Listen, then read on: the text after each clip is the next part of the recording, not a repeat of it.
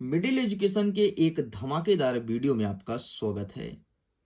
अब आपके सामने कक्षा 10वीं विज्ञान का सेट नंबर बी अवेलेबल है, लेकिन उसके पहले ऑलरेडी मैंने सेट नंबर ए को बहुत अच्छे से सॉल्व कराया है, एक एक चीज का अर्थ बताया है। अगर आपने नहीं देखा तो प्लीज जाइए, लिंक वीडियो के डिस्क्रिप्शन बॉक्स में है। सेट नंबर ए के संपूर्ण प्रश्न उत्तर को अच्छे से रट लीजिए। एक चीज ध्यान से सुनना, अगर तुम सेट नंबर ए और सेट नंबर बी के सारे क्वेश्चन आंसर को बहुत अच्छे से प्रिपेयर कर लेते हो तो समझो तुम्हारा 80 से 85% क्वेश्चन सॉल्व हो गया।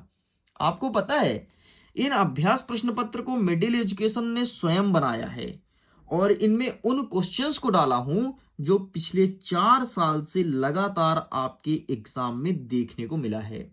मैं सबसे पहले 4 साल का पेपर रखा, फिर क्वेश्चंस को उठाया हूं और पूरा त्रैमासिक परीक्षा के सिलेबस के अनुसार पूरा का पूरा बनाया गया है। स्टूडेंट, आपको करना कुछ नहीं है, सिंपल सा आप सेट नंबर ए को देखिए सबसे पहले। ये जैसे ही कंप्लीट होता है तो सेट नंबर बी के वीडियो को देखिएगा। यकीन मानिए आपको एग्जाम में बहुत फायदा मिलेगा, तबाही मचा दोगे, टॉपर बनोगे अपने स्कूल का।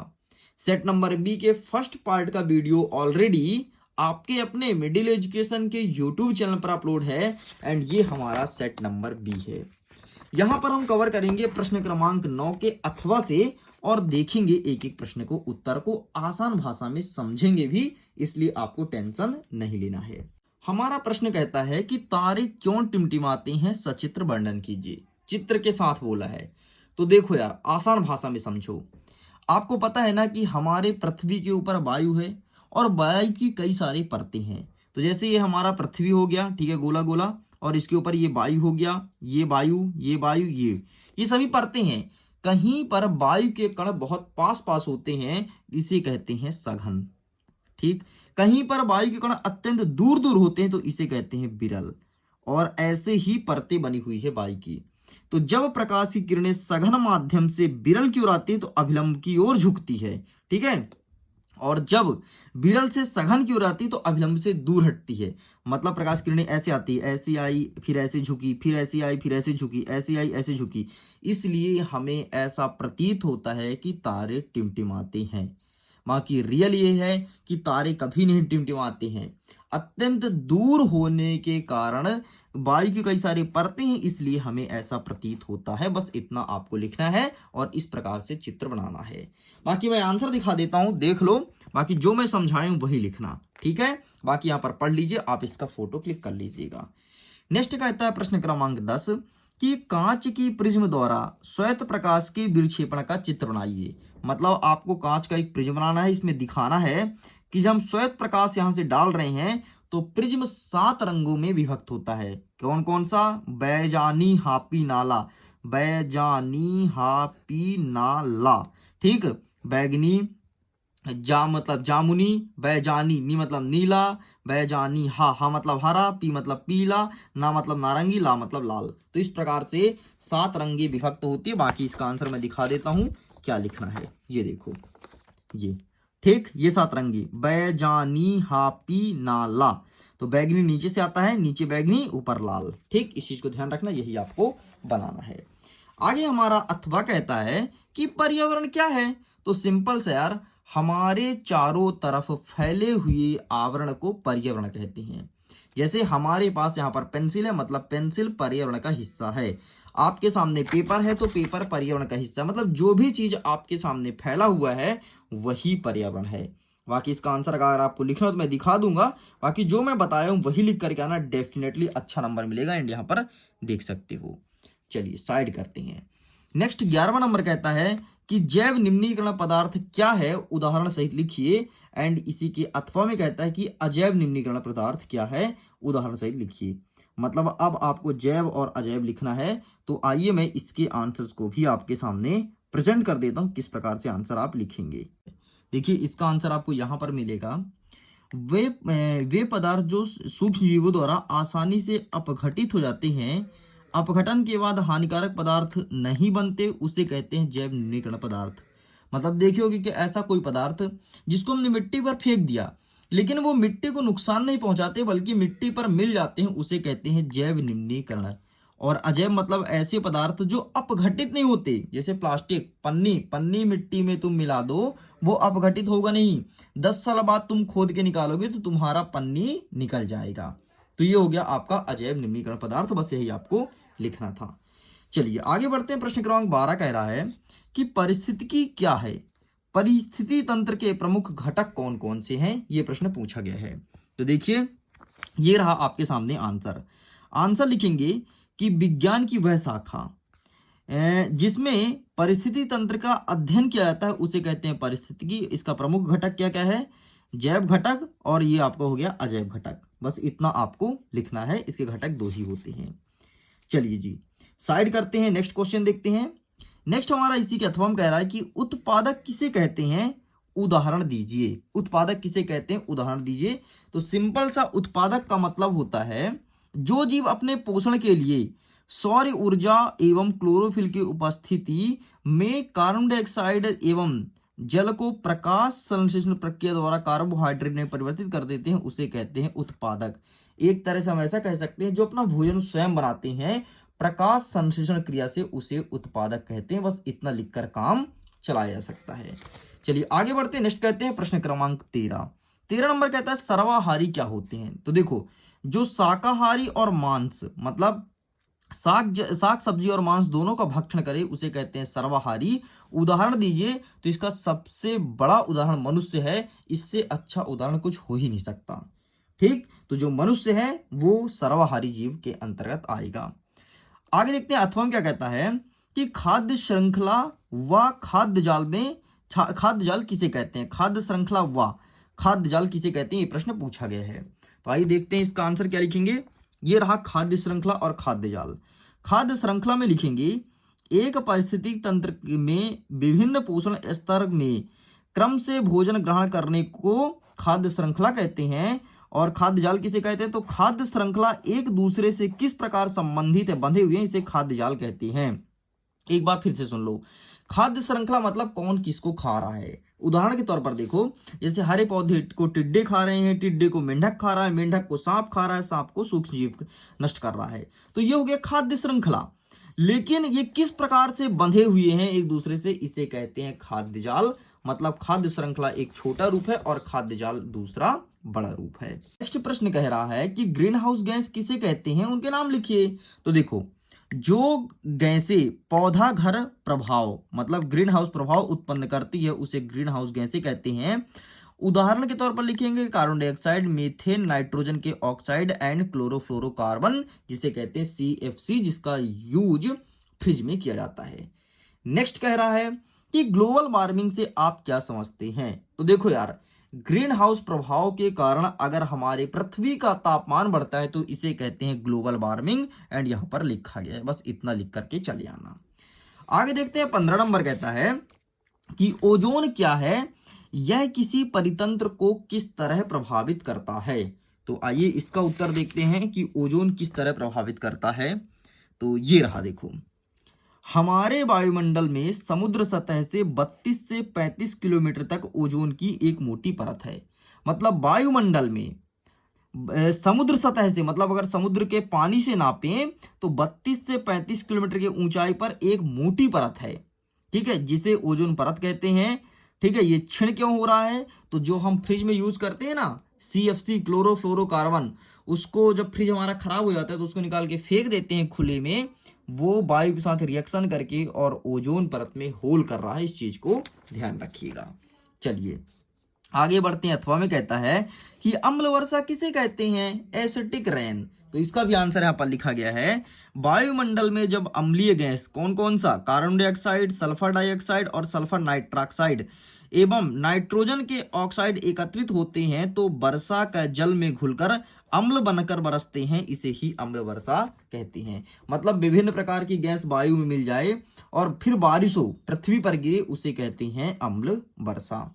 16 नंबर कहता है कि ग्लोबल वार्मिंग क्या है, ये इसके प्रमुख कारण कौन कौन से हैं। तो आइए इसका आंसर देखते हैं ग्लोबल वार्मिंग का। ठीक है, ग्लोबल वार्मिंग के प्रमुख कारण। तो ग्लोबल वार्मिंग यहां पर तो नहीं है, एक सेकंड ना, 16 नंबर का, 1 सेकंड बेटा। ये 2 प्रमुख कारण है।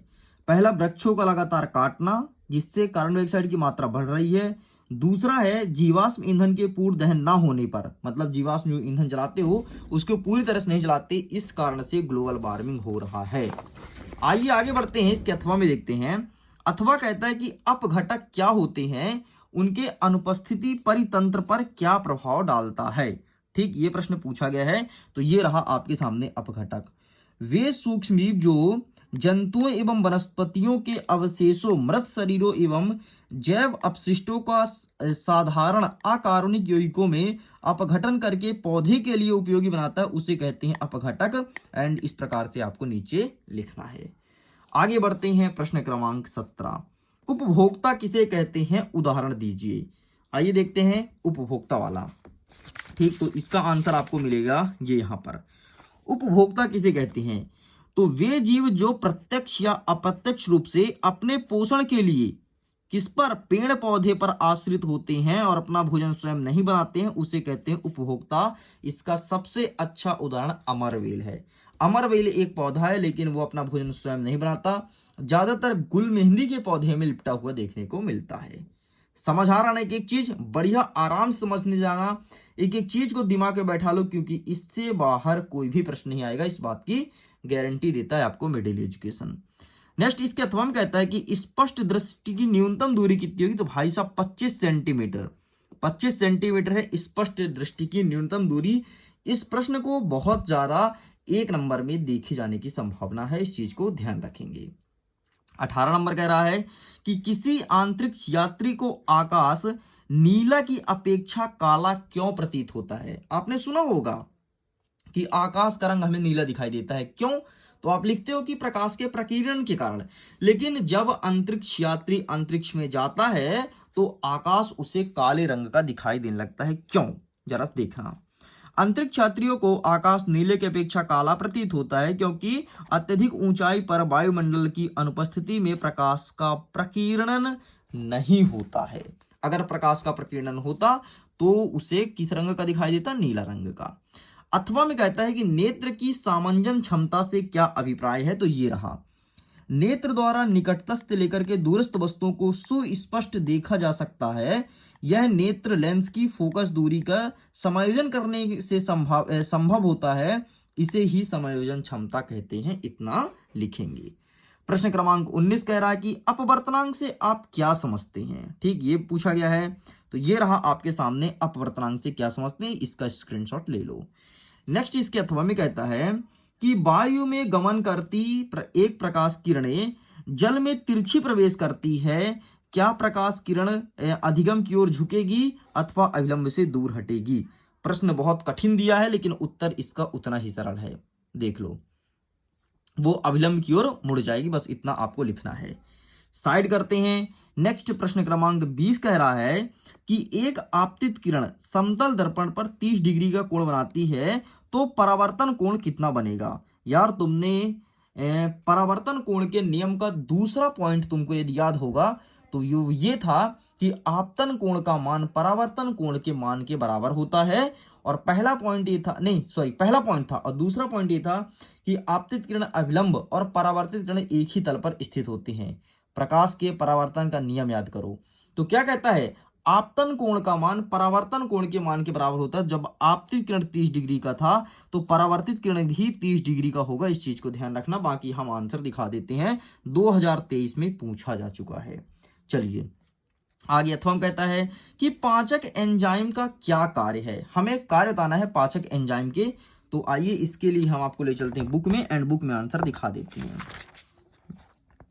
ये रहा आपके सामने पाचक एंजाइम के कार्य। ठीक है, ये पाचन में मदद करता है, प्रोटीन को अमीनो अम्ल, कार्बोहाइड्रेट को ग्लूकोज में तथा वसा को बसीय अम्ल तथा ग्लिसरॉल में तोड़ देता है। बस इतना आपको लिखना है।